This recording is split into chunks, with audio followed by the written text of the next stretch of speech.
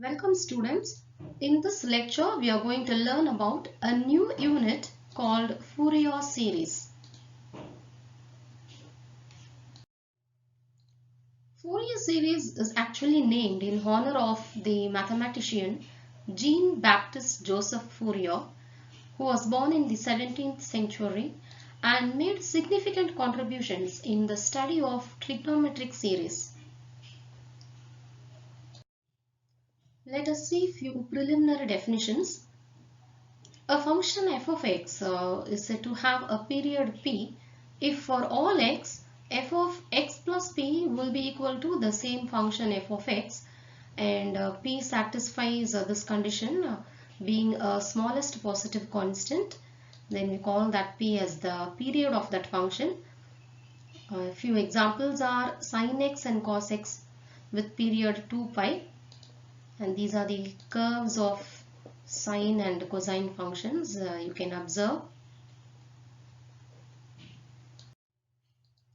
These are few examples of sine and cosine waves reflecting in practical problems. You can just have a glance. So it is very much essential and significant to learn about the sine and the cosine waveforms. Next we shall see the essential conditions for a function to have a Fourier series. So we have totally three conditions given by Dirichlet. So these conditions are called Dirichlet's conditions. The first one, the function should be a single valued finite function, and the second is it should have a finite number of finite discontinuities and then no infinite discontinuity, and also it should have finite number of maxima or minima. Next we see Parseval's identity in Fourier series. So the first one is the Parseval's identity for a Fourier series.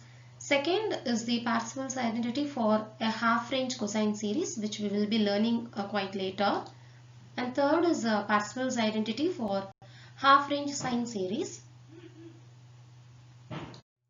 Next we shall see the convergence of Fourier series. First, if a point is a continuous point, then the Fourier series will converge to the same point f of alpha. But if x equal to alpha is an interior discontinuous point, then f of alpha will be given by the average of the left hand and the right hand limits. That's why we have here f of alpha equal to f of alpha minus plus f of alpha plus divided by 2. And the last, if a point is a left hand or right hand discontinuity, then the particular Fourier series converges to average of the end values. In this unit, we will be evaluating the Fourier series in four different type of intervals given by these intervals: 0 to 2 pi, minus pi to pi, 0 to 2l, and minus l to l. This is the definition of Fourier series of a function with period 2 pi in the interval 0, 2 pi. It is given by f of x equal to a naught by 2 plus summation n equal to 1 to infinity a n cos n x plus summation n equal to 1 to infinity b n sin n x. If you observe this, actually it's a combination of the trigonometric series, cosines and sines, where the constants a naught, a n, b n are called Fourier constants or coefficients. Similarly, they are also called Euler constants and Euler's coefficients. Now let us see the formula how to calculate these constants a naught, a n and b n. It is given by the Euler's formulae.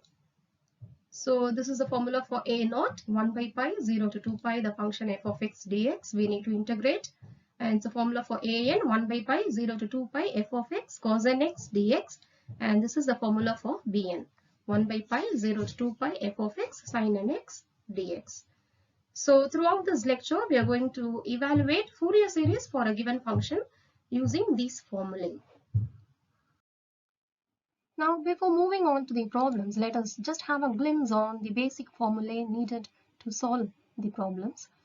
The first one is the standard one: integral x power n dx is x power n plus 1 divided by n plus 1. The second one, integration of exponential function e pi ax, which is e pi ax by a. The third is for the trigonometric, we'll have integral cos nx dx is sin nx by n. Next, integral sin nx dx, which is minus cos nx divided by n. Please, here only students, you should remember, when we integrate cos, we get plus sin. When we integrate sin, we get minus cos. Now the next is a formula e power ax cos bx dx. When we integrate, we get this. And e power ax sin bx dx, when we integrate, we get this. We'll be using all these in the problems coming. And the last one is very important, which is Bernoulli's rule of integration. You might be knowing it already. When we need to integrate product of two terms, u into v, remember that u and v will be functions of x. Then this is the formula.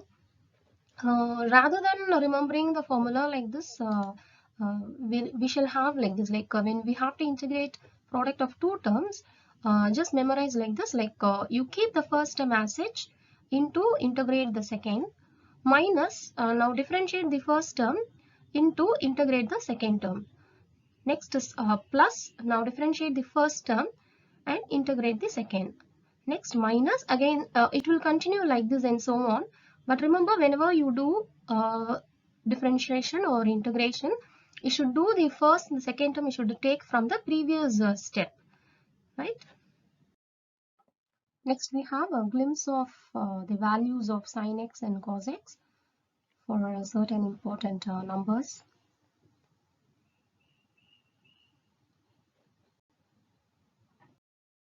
Now let us start the problems of finding Fourier series. The first one, determine the Fourier series for a function f of x equal to x squared of period 2 pi in the given interval 0, 2 pi. So first let us write the definition of Fourier series as we had seen on the first slide.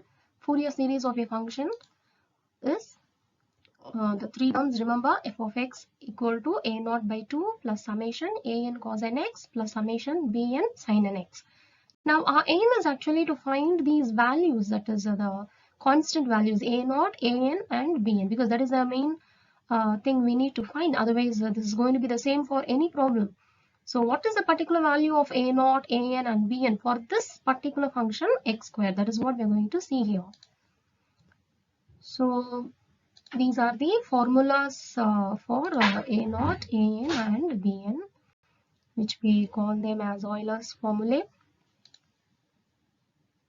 So first write the formulae and keep it ready before starting the problem. Now let us find one by one. So first find the value of a naught. Okay, what is the formula for a naught? 1 by pi 0 to 2 pi f of x dx, which is equal to 1 by pi 0 to pi. The function f of x is x squared into dx. So I have just replaced that. Now let us integrate. Look at this. When we integrate x squared, what we get? Yeah, x cube by 3, which is the basic integration rule. When we integrate x power n, we get x power n plus 1 by n plus 1. Now apply the limit. Upper limit minus lower limits. Already we have 1 by pi outside. When you apply x equal to 2 pi, we get 8 pi cube by 3 upper limit minus the lower limit is when we put x 0, 0. So this is the answer. So hence the final value of a naught is 8 pi squared by 3. Next we shall find the value of a n.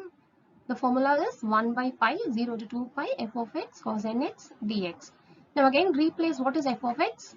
X squared. So we get like this. Now look at this term, how to integrate.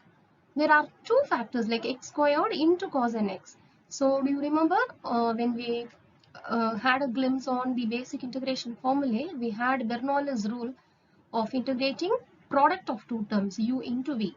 So do you remember, like we learned how to integrate that?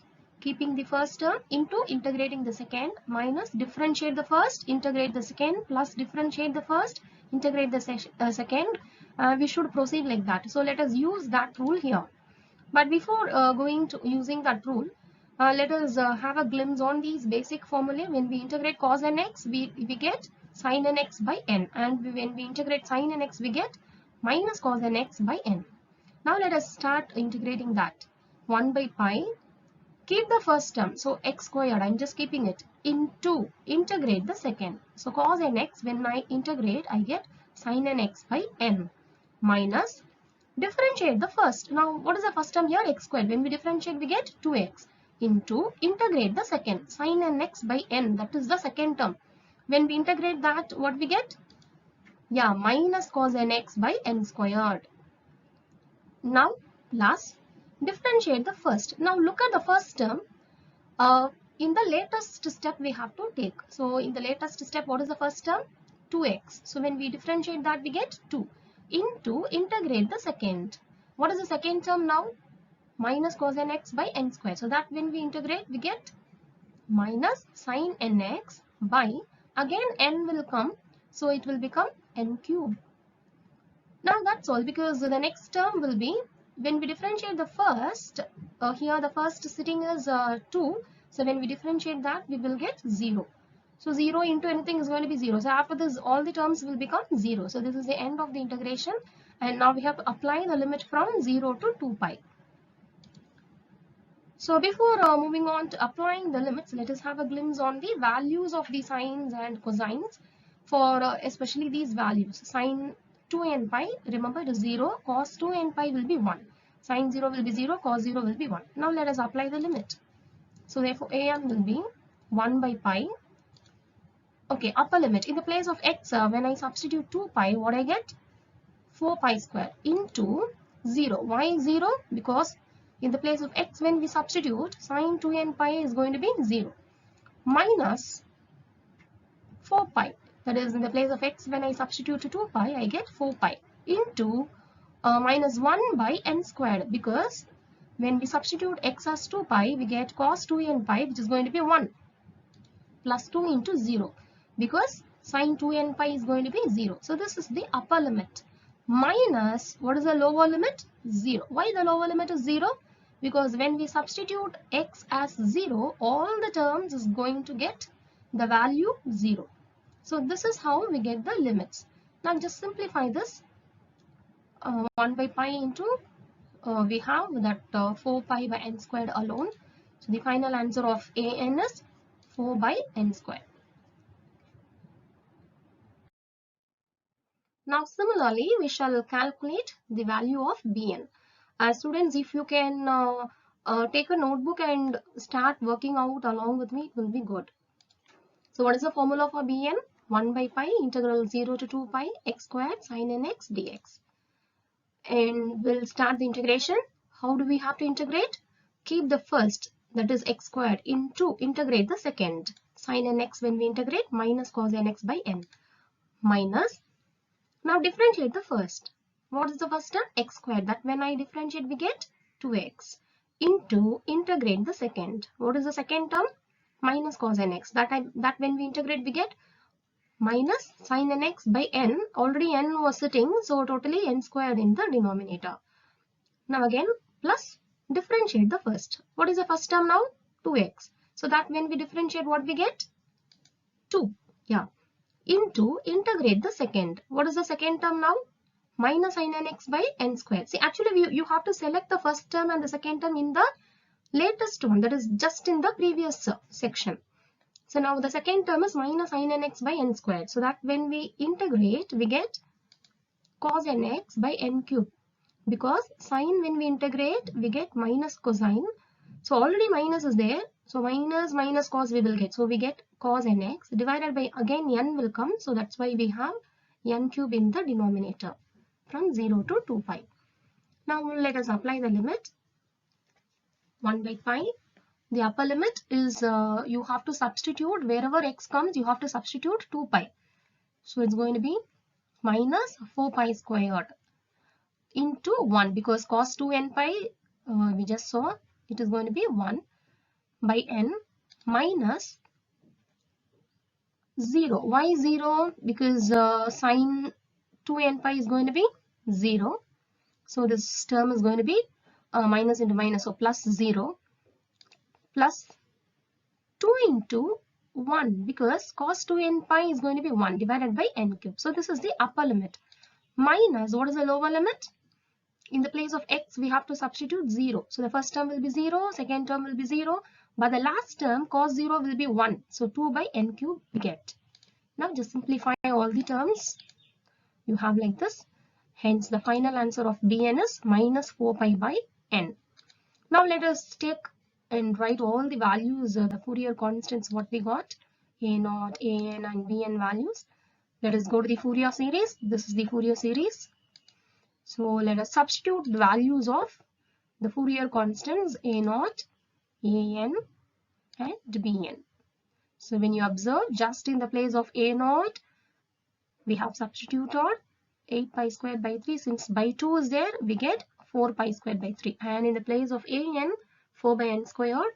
In the place of bn, we have minus 4 pi by n into sin nx. So this is the required Fourier series.